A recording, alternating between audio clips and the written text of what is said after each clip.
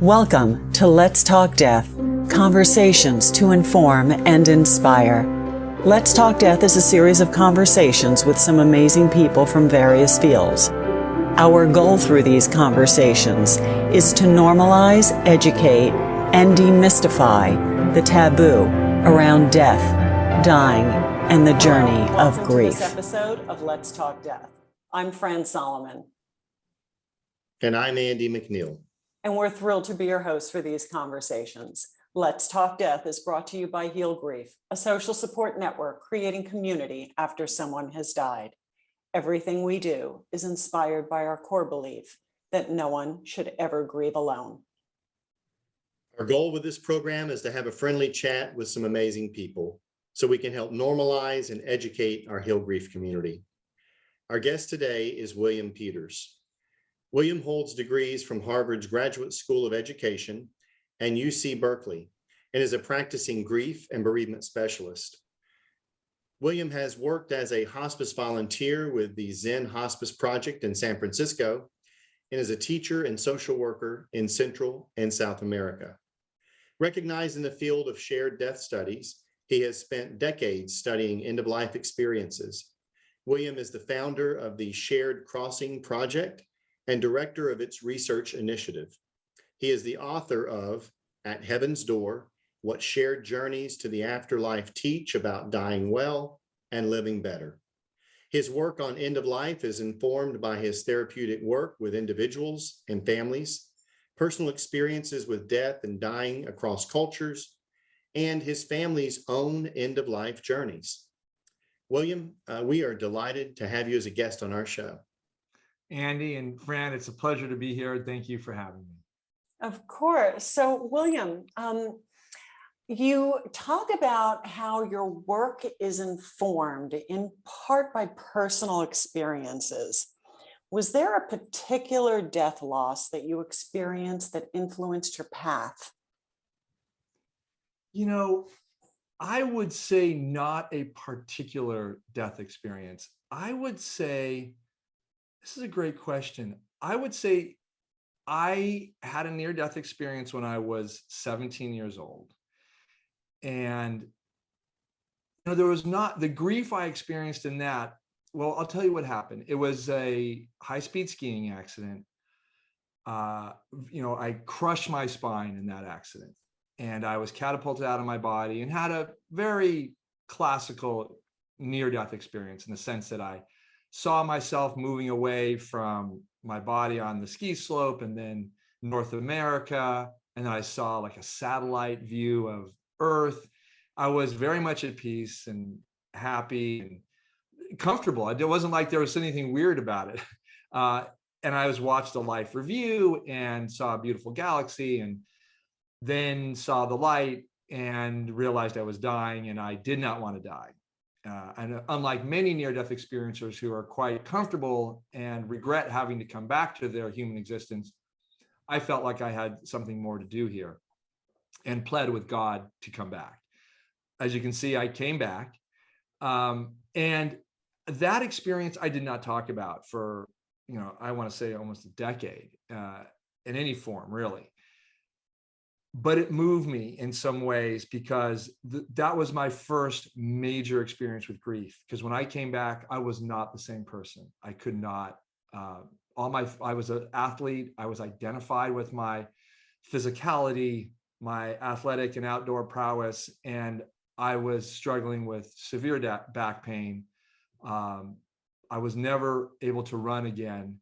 That was grief and loss for me. And going into college, that was quite I want to say just heartbreaking. It really broke me. And so that was my first real experience with grief and loss. Not a death, but a near death, and certainly a type of death. So go forward, and I find myself trying to make sense of this experience of loss. And I went with some friends to Europe in 1984, summer between junior and senior year. And here we are in the middle of nowhere And I remember being in Greece saying, hey, we want to get up to Budapest in Hungary. But on our map in those days, and our guide was let's go Europe. And it wasn't even on the map. It was behind the Iron Curtain. I said, but wait a minute, we can go straight up on this. And everyone's going like, but there's no information. Like, where will we stay? There's no, I said, and I just had this really strong intuitive sense. No, we're going. We're going to figure it out. There are people there. There's got to be transportation. We're going to go through Yugoslavia. And so we did, and we took an overnight bus from northern Greece. And the next morning we woke up and I opened the shades of this bus, having not slept very well, so in a kind of a groggy state. And I open it up and I look and I see all these women. They were, Muslim women with their burqas on. All you could see was their eyes, dark eyes, and these looks of desperation with their hands outstretched, begging for food and money. And I was fixated.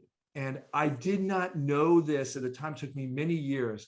But what I tapped into in them was their sense of desperation and loss and grief about their life that they were living in every day. I didn't know it at the time. I can put words on it now. As a psychotherapist, I've done a lot of, spiritual and emotional work. And I was able, I wish I could say I figured it out soon after that event. It really took me a number of decades to have that aha. That's why those women touched me so deeply. From that moment, I made a commitment to go work with people. In my mind, I said, I need to be with people like this. And I didn't know what this was. I just, in my own simple mind at 22 years old, people who are suffering and don't have the option to hide it as we do in the West, in the modern West. And that's not for everybody, as we know, but for those of us who are privileged, and I was, upper middle class kid, getting a good education, and having, a lot of things available to me in our culture. So with that, I went committed to finding some way to work with the poor and disenfranchised. And then after college, I was in Belize, Central America first, teaching school in a very poor part of Belize, later in Guatemala, and then in Peru. It ended up being about 4 years of my life. Always teaching, working with in different things, teaching or social work, but working with the more disenfranchised parts of those societies. And 2 wars were happening, one in Guatemala, of course, and the other one in Peru, civil wars. There was a lot of death and destruction. So when you ask me, what's my experience of grief? It was birthed by fire, never chosen. Although, as you know, you're experts in this, people don't choose grief. They try and stay away from it as best they can. In my case, I was blindly guided to my experience of being with grief and death and dying. And it helped me a great deal. At a young age, my world was turned upside down from the skiing accident. And then going to these countries, I learned how people cope with it when there's not a lot of resources, or when the resources are more familial, tribal, communal. And I really have to say that I learned so much from living in those countries about grief. It's much more communal. It's much more understood in a certain way that sorrow and grief and loss and death are part of life. I have a story. I'm wondering if I share it. Yes, it is in the book, my book, At Heaven's Door. And I remember I worked with indigenous people in Peru. I ran a center. I was assistant director for a center for working children. And one morning, a boy, Andres, came in and said, hey, do you know, I don't know if you know this, but Rolando's brother died. And I said, oh, I didn't know that. And so I went up to his mother and I said, they're sitting in a circle. The indigenous women typically sit in circles and they're weaving and they're, with their wool and making sweaters and socks, which is what the indigenous women from the highlands of Peru do. And I went up and I said to her, in Spanish, which would be important to note, both of our second languages, my primary English, second Spanish is my second language. And then hers, she has her indigenous Aymara language that she's speaking in Spanish. So a little bit of a communication stretch, but not too bad. But I looked at her and I said, I'm so sorry for your loss. And she didn't look at me. She didn't even stop weaving. And she said, she was a little taken back. She said, well, everyone has to face this, And I think she was, it was really interesting. I thought, wow. I was trying to stretch connect with her. And then she wasn't being rude. She was just saying, this is a part of life, William. And I need to understand that. And she says, you can ask the other women in the circle. And I realized as I looked at, Hortensia, and I looked at Hortensia, I looked at her, she goes, I lost my son to drowning. And then another woman said, my son was taken away by the military. And so, but what I got was death and loss was a part of their culture in a way that it wasn't foreign. Now that doesn't help us here in the West because we have our paradigm in our way, our culture, we are very privileged. But what it did for me was it really helped me realize that I come from a particular view about grief and loss. And that I need to, because I have to say, I was really felt ripped off about my loss of my back and my health and all the rest of it. And I was angry. I was very angry. But this really helped heal my soul in a certain way, saying, there's a lot more going on here that is beyond my cultural understanding. So fast forward, I actually worked in the AIDS epidemic in San Francisco when I came back, and there was a tremendous amount of grief and loss there. And that was so helpful for me as well, because that community during what we now call the AIDS epidemic, I worked as a social worker, direct social worker, providing food and social emotional support. And the irony of that was I was hired because I was fluent in Spanish, and there was a immigration, a large immigration coming in from the wars in Central and South America where I had just been. And I was hired because I was fluent in Spanish. Then the AIDS epidemic breaks out, and I find myself, quite frankly, at the bedsides of all these, gay men dying of this horrible virus, and really welcomed into their community. And here I am learning about these experiences they're having. And that was really when I connected to, in a big way, to the shared death experience, which, we're moving quickly here, but that's the focus of the book that I've written, because this is an experience where somebody dies and a loved one or caregiver will report that they shared in this journey from human existence into a benevolent afterlife. That was there that I heard these experiences. And then later, I got more and more involved. I will say that my family has a fair amount of cancer in it. So the death is not something that we are shy about. It's real. We talk about it. My mom in particular was always the first one to show up for family members and friends who were facing death and dying. And so I was, comfortable with it. But then later I got into Zen Hospice, and we can talk about that. But I had many of my own personal shared death experiences there. Well, we want to hear a little bit more about the book. Before we do, though, I do want to acknowledge the experiences that you had were so much.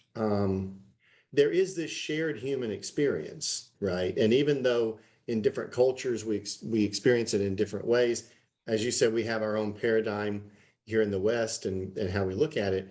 What's interesting, though, is this journey that all of us have with loss and with sorrow and with grief. And that just, to me, and it's been my experience, that's something that that supersedes our culture, our socioeconomic status, our, whatever that might be. It's that experience that we all have, and we find ourselves coming together around these things. Here at Heal Grief, if we have a bereavement group, we'll have people from all over the United States on that group. And they're all coming from different experiences, but what they have in common is, to what you said, they didn't choose their grief. It happened to them. And when you talked about the loss that you had and how that you didn't choose that, but I've often said that sometimes I think life chooses us. So, I wasn't a little kid going around saying, when I grow up, I want to be a bereavement professional. Like I want to support people who've had someone die. Like those aren't the things you think. Life happens around you and you find yourself in some place experiencing something that's hard to explain, but then you find yourself needing the support but needing to give the support. So thank you for sharing that and sharing about your experience, because I think it's something that folks who listen into our podcast all the time will bring up to us. They feel alone. I feel like I'm the only person going through what I'm going through. No one understands me. And it's because people around them are not talking about it. But what I found is they are laying their head on their pillow at night and they are thinking about it. They may not be talking about it, but they're going through it on their own. And so part of what we do here is that shared experience of, hey, you're not alone. People may not be talking about it. And in our culture, there might be a taboo on certain subjects, but that does not mean that every third person you pass in public is grieving something. And it's a reminder that you're not alone. So thank you for sharing that. Yeah, and thank you for adding that piece, that the commonality of grief and the fact that we don't choose the losses in our life, at least not consciously, and yet they offer so much transformation, but we can't know how that's going to happen. I mean, if I look at my life after my first loss of that skiing accident and every subsequent loss, death and dying or otherwise, and I have to say that every one of those experiences demanded a different type of attention from me. Yeah. And it took me to a place I could not have foreseen. I mean, the work I'm doing now as a researcher in the death experience, specializing in and now bringing it to the world in this first book with research on it. If you thought I was going to do this even 10 years ago, I would have said, no, you're crazy. Transformation is a great word. Transformation is a great word because we're not necessarily the same person that we were. Yeah. William, talk more about your book. So what inspired you to actually put it in writing, your experiences? Tell us about this? Yeah, Fran, thank you for asking that, because I became increasingly aware, both at Zen Hospice and then later, when I was at Zen Hospice, I had a number of these experiences. One I'll briefly say just so for the listeners and get a sense of what we're talking about. I am sitting at the bedside of Ron, who is unresponsive. He's very close to death. I had been visiting with him regularly, often spending an hour or two reading with him because he likes stories. And we know that hearing is the last sense door to go. So as good hospice workers, we're keeping that alive so they have some sense of connection to us. I'm reading to him. And right in the middle of this reading, I don't even think I stopped. I popped out of my body. And I'm like, I'm above my body, above Ron's body. And I'm seeing Ron up there next to me. And we're just suspended. And he's acknowledging that I'm here with him. And he's smiling and he's telling me, check this out. This is where I have been. And that's what I'm getting. And I'm relaxed. I'm calm. Now, I have to say, I'd had another out-of-body experience and a second near-death experience. It was just a blood imbalance and I was floating above my body in an ICU. So I'm comfortable with this. It's not like I'm freaked out. But I realized when I talked about this with my very astute, experienced hospice team, they didn't, in particular, it was just the director, the supervisor on the floor, he didn't give much attention to it. It was not a thing. So I would have more of these experiences, but I wouldn't share them. And I realized as I, learned more about this, that people don't share these experiences. So I met Raymond Moody in 2009, and he was writing a book called Glimpses of Eternity. And it was about the shared death experience. And when I heard it, I immediately went to Raymond and I said, hey, not only do I know about this, I've had these, and I think I can help people have them. So Raymond and I started a relationship then, and he's been a big supporter of our research. So I started the research really at first just to offer it, to say, if you want this experience, I think I can help you have it. Then I realized it was too far-fetched for people to even understand what it was. So I had to go back, and Raymond had just done he had documented a lot of stories he had received. I said, no, if we're going to do this right, let's get this into the medical literature, because this is an issue for hospice and end-of-life care. Started a research project. This is now about 5 years ago. And these cases started jumping out of the woodworks. They were easy to find once I started talking to people. And so we now have 225 some odd deeply analyzed cases. We have more than we can assess at this point, although we still want more, because we want to hear people's stories, because we read them over and then we decide whether we're going to interview them, but we typically do follow up, and we appreciate the accounts. And so once we made the breakthrough into the medical, I decided, okay, let's see if we can get a big public general audience book out. And Simon & Schuster was really interested because, well, they love stories and they thought there was a real appeal. And this is just before COVID, but the editor over there said, you know, we need to have a good news about death and dying, and we need it to be well researched. So they were behind it for the right reasons. I think they saw the cultural transformational piece. So my goal was simple. I wanted to normalize the shared death experience. I want people to know that these experiences happen. They're far more common than we know, and that most people in our research, 90+% will say to us, I have only shared this with a couple of people, and the reason why is because I don't feel like people can hear me. I haven't had a good experience sharing them. In some cases, if they've been in medical settings and they even bring it up, they have reported that they've been afraid of being labeled as having hallucinations or needing to be medicated. Yeah, being judged in some way, exactly. You know, it's interesting with the research.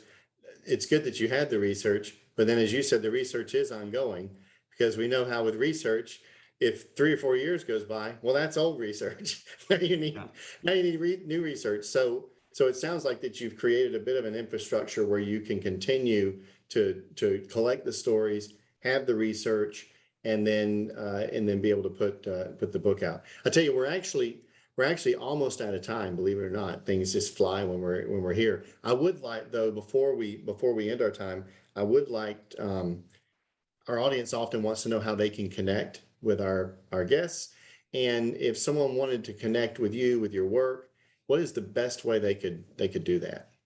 Yeah, thanks, Andy. I can be reached, and my organization can be reached at sharedcrossing.com.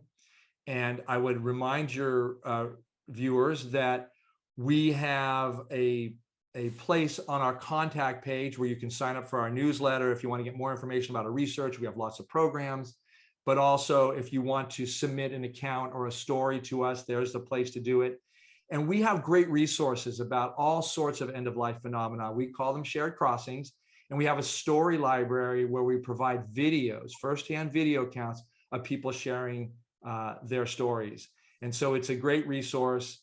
And we just invite people to get involved with us. And like you all at healgrief.com, we are all about having dialogues and community conversations and bringing grief and these experiences out of the closet, making, as you said so well, Andy, 1 in 3 people are suffering with grief. Really, we need to get this out into common, healthy human dialogue. And we try to do the same with these experiences. So join our community is what I say. We're on Facebook and Instagram and all those things if you're interested in that as well. It's amazing. William, again, we want to thank you for being a guest here at Let's Talk Death and for sharing your journey and the inspiration behind your book. Amazing work. Thank you so much, Fran. Yeah. Thank you for those who are joining us for this episode of Let's Talk Death. If you would like to learn more about Heal Grief, please visit us at healgrief.org. At healgrief.org, you can learn more about all the programs and resources of Heal Grief, including our national network of support for grieving young adults called Actively Moving Forward. And if you know of a bereaved adult, refer them to the AMF app, where adults of all ages connect with others experiencing a similar death loss. And last, make sure to sign up on healgrief.org to receive our newsletter for links to future episodes of Let's Talk Death. And so with that, again, thank you for joining us, and we will see you next time on Let's Talk Death.